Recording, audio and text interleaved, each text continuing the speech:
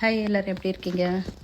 இப்போது பன்னீர் தக்காளி தான் பண்ணுறோம். ஸோ சப்பாத்திக்கு சைட் டிஷ் பண்ணுறதுக்காக பன்னீரை வந்துட்டு ஆயிலில் லைட்டாக ஃப்ரை பண்ணி ஒரு தட்டில் தனியாக எடுத்து வச்சிடும். ஜஸ்ட்டு அதை வந்துட்டு ஒரு நிமிஷத்துக்கு ஃப்ரை பண்ணால் போதும். பண்ணதுக்கப்புறம் அதே எண்ணெயில் சோம்பு போட்டு தாளிச்சிட்டு ஒரு பச்சை மிளகாய் அதையும் போட்டு தாளிச்சிட்டு ஒரு பெரிய வெங்காயம், பொடியாக நறுக்குன பெரிய வெங்காயம் அது சேர்த்து நல்லா வதக்கணும். வெங்காயம் வந்து ஓரளவுக்கு பொன்னிறமாக வர்ற வரைக்கும் நம்ம வதக்கணும்.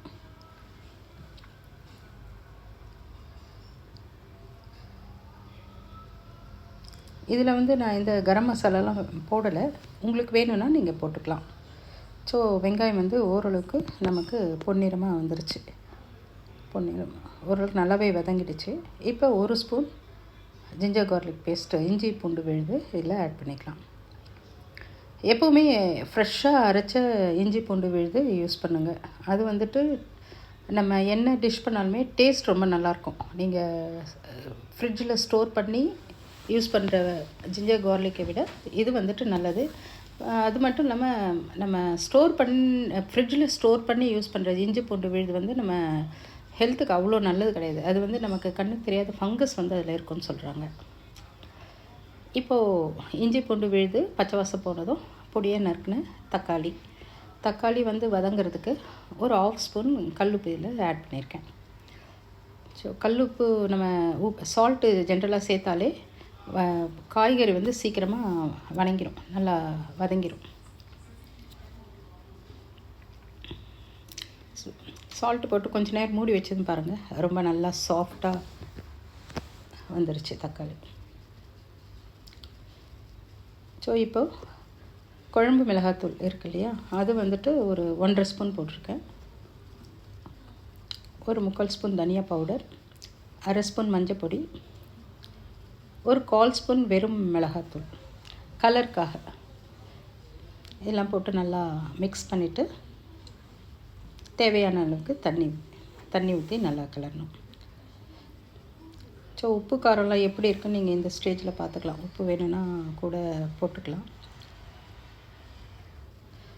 நல்லா வதக்கிட்டு கொஞ்ச நேரம் இதை நல்லா கொதிக்க விடணும்.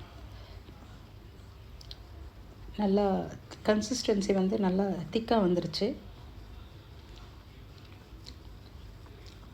கரம் மசாலா பவுடர் நான் போடலை, உங்களுக்கு வேணும்னா நீங்கள் போட்டுக்கலாம். நல்லா கொஞ்ச நேரம் கொதிக்க விட்டோன்னா அது எண்ணெய் பிரிஞ்ச மாதிரி நல்லா வந்துடும், நல்லா சுண்டிடும். இப்போ கொத்தமல்லி தழையை தூவி நம்ம இறக்கிடலாம்.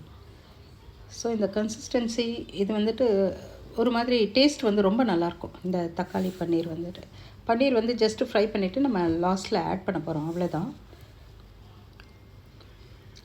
பன்னீர் ஆட் பண்ணிட்டோம். இது வந்து சப்பாத்தி, பூரி, தோசைக்கும் நல்லாயிருக்கும். தோசைக்கு போடுறதா இருந்தால் பன்னீர் வந்து இன்னும் கொஞ்சம் குட்டி குட்டியாக போட்டுக்கலாம், சின்னதாக போட்டுக்கலாம். இப்போ எங்கள் வீட்டில் வந்து சப்பாத்திக்கு தான் இந்த சைட் டிஷ் பண்ணுவோம். ஸோ உங்கள் வீட்டில் என்ன டின்னர், நீங்களாம் என்ன சாப்பிட்றீங்க? வாங்க சாப்பிடலாம். இது செஞ்சு பாருங்கள். இது ரொம்ப சிம்பிளான ஒரு ஈஸியான சைட் டிஷ். சப்பாத்தி பூரிக்கு செஞ்சு பார்த்துட்டு எப்படி இருக்குன்னு சொல்லுங்கள். Okay, take care. Bye bye.